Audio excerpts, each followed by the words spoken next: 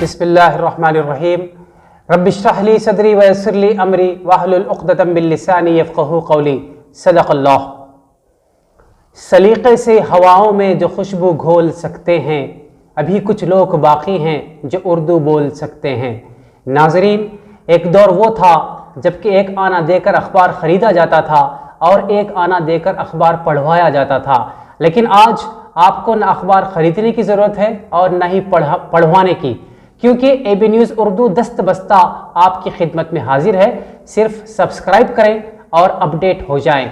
याद रहे, AB News Urdu, please subscribe and like. तो आइए, मैं advocate Mohammad Altaf Ahmed AB News Urdu में आप सबका दिल की अताह गहराइयों से इस्तेमाल करता हूं। तो आइए हम आपको करते हैं कुछ अहम खबरों से बाखबर। सबसे पहले आज की अहम सुर्खियां।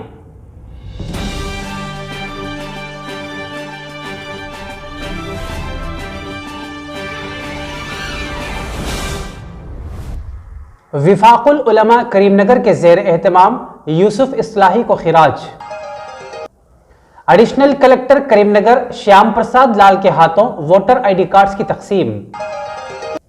आइंदा असेंबली इंतखाबात में रेवंत रेड्डी होंगे कोडंगल से कांग्रेसी उम्मीदवार। तेलंगाना के आरटीसी कार्गो पार्सल सर्विसेज के चार्जेस में कमी। निजामाबाद बीजेपी एमपी की गाड़ी पर किसानों का पथराव। तेलंगाना में फिलहाल नाइट कर्फ्यू की जरूरत नहीं। तो आइए अब खबरें तफसील से।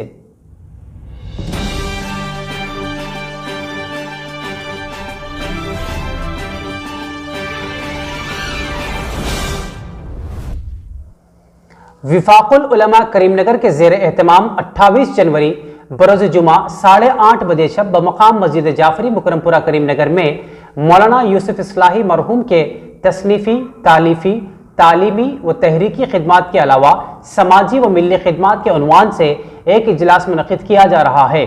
चुनाचा विफाकुल उलमा करीमनगर के ज़िम्मेदारों ने कौम मिल्लत के इस बेबाक मुसन्निफ़ की खिदमात को सराहने के लिए उम्मत मुस्लिमीन से बपाबंदी वक्त शिरकत की ख्वाहिश की है।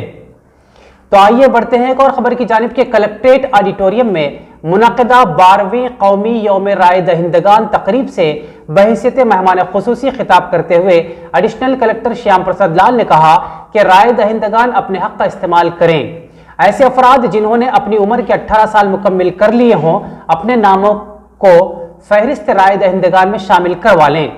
उन्होंने मजीद कहा कि फहरिस्त राय दहिंदगान तमाम सियासी जमातों के अलावा इलेक्टोरल ऑफिसर्स के दफातर में भी दस्तियाब रहेंगे।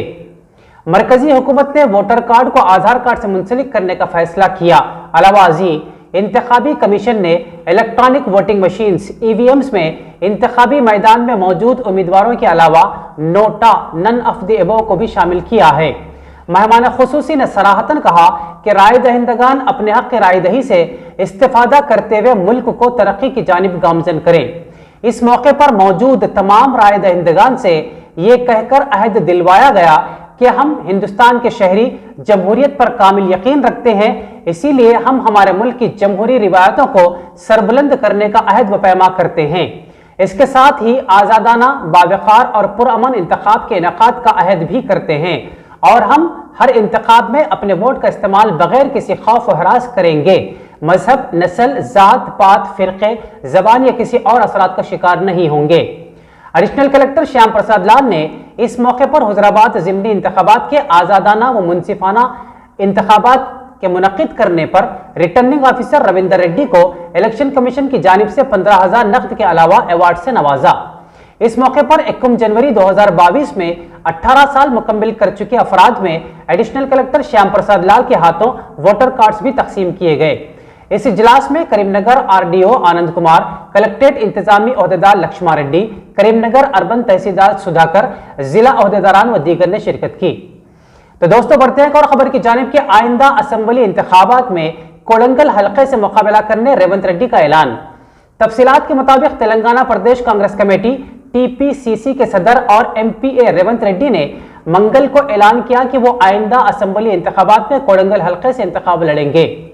रेवंत रेड्डी कोडंगल हल्के में 75,000 अफराद को पार्टी की रुकनियत देने पर कांग्रेस कैडर का शुक्रिया अदा करते हुए उन्होंने कहा कि हजारों अफराद की रुकनियत के साथ कोडंगल न सिर्फ तेलंगाना बल्कि पूरे मुल्क में कांग्रेस पार्टी के लिए एक मिसाली बनकर उभरेगा। उन्होंने मंगल को कोसगी में मुनक़िदा एक तकरीब में कांग्रेस कायद और कारकुनों को मुबारकबाद पेश की, जिन्होंने अपने मुताल्लिका पोलिंग बूथ पर 500 से ज्यादा कारकुनों के नामों का इंदराज किया। टीपीसीसी सदर रेवंत रेड्डी ने कहा कि पेशरो कांग्रेसी हुकूमत ने फसलों के कर्ज की माफी, किसानों के लिए मुफ्त बिजली, आरोग्यश्री, मुसलमानों के लिए 4% रिजर्वेशन वगैरह जैसी स्कीमात मुतारफ करवाई थी। इसके अलावा 350 करोड़ से कोसगी में उन्होंने 50 बिस्तरों पर मुश्तमिल हॉस्पिटल भी कायम किया था। हालांकि टीआरएस के इंतखाबात में कामयाबी के बाद कोई तरक्याती काम नहीं किया गया। उन्होंने कहा कि आइंदा इंतखाबात में कांग्रेस का इख्तिदार यकीनी है। तो दोस्तों बढ़ते हैं और खबर की जानिब के तेलंगाना आरटीसी ने रियासत में कार्गो और पार्सल सर्विसेज के चार्जेस में कमी का फैसला किया है। तफसीलात के मुताबिक आरटीसी के ओहदेदारों ने आंध्र प्रदेश आरटीसी से मवाजने के बाद इस नतीजे पर पहुंचे कि तेलंगाना कार्गो की कीमतें मार्केट की कीमतों से मुताबिकत नहीं रखती, चुनाचे कार्गो पार्सल टैरिफ में कमी का फैसला किया गया है। वाज़ेह है कि टिकट से हासिल होने वाली आमदनी के अलावा दीगर जराए से आमदनी में इजाफे के मकसद से तेलंगाना आरटीसी ने दिसंबर 2020 में कार्गो पार्सल खिदमात का आगाज किया था। साल 2021 में आरटीसी को इसके जरिए 24.12 करोड़ की आमदनी भी हासिल हुई। रियासत गिर सतह पर 177 काउंटर्स के जरिए कार्गो पार्सल खिदमात दस्तयाब हैं। इसी के साथ एक और खबर की जानिब के जिला निजामात के बीजेपी रुकने पार्लिमान धर्मापुरी अरविंद की गाड़ी पर पथराव के नतीजे में उनकी गाड़ी के शीशे टूट गए। तफसीलात के मुताबिक नंदीपेट मंडल के नवितपल्ली में वो तरक्याती प्रोग्राम में शिरकत के लिए जा रहे थे कि आरमूर मंडल के अंसापल्ली के करीब ये वाकया पेश आया। हल्दी के किसान उनकी गाड़ी के सामने आ गए और रुकने पार्लिमान से मुस्तफी होने का मुतालबा किया। इन किसानों ने साबिक में एमपी की जानिब से किए गए वादों और उनकी जानिब से तहरीर करदा बॉन्ड पेपर को भी दिखाते हुए एहतजाज किया। हल्दी के किसानों ने इन मसाइल की फिलफोर एक्सरी का मुतालबा किया।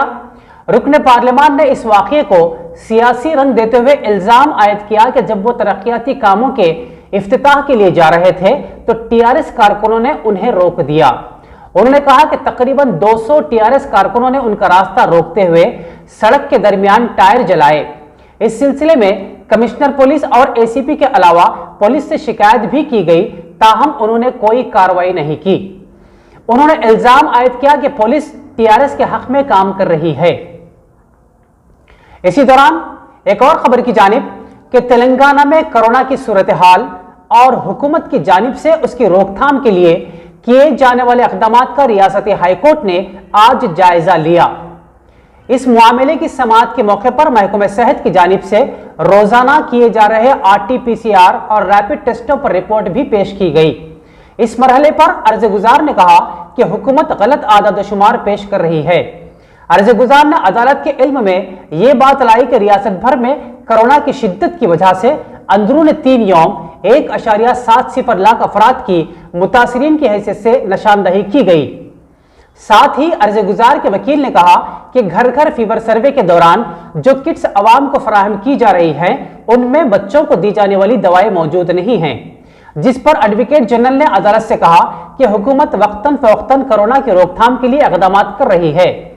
उन्होंने मजीद कहा कि रियासत भर में कोरोना की मुस्बित शरह 3.16% ही है, इसीलिए रियासत में रात के कर्फ्यू के निफाज की फिलहाल कोई जरूरत नहीं है। आखिर में हम इस उम्मीद के साथ आपसे विदा लेते हैं कि आपको हमारा अंदाज लबो-लहिजा बेहद पसंद आया होगा, तो फिर जल्द अज जल्द हमारे चैनल को सब्सक्राइब, लाइक और शेयर जरूर करें और मजीद खबरों के लिए बेल आइकॉन को दबाना न भूलें। वाज़ेह रहे कि हमारा कमेंट बॉक्स आपके पॉजिटिव और नेगेटिव कमेंट्स के लिए हमेशा खुला रहेगा और हम उन तमाम अहबाब के ममनून हैं कि जो वक्तन फ़वक्तन कमेंट बॉक्स के जरिए हमारी हौसला अफजाई करते रहते हैं। तो इंशाअल्लाह कल फिर मुलाकात होगी।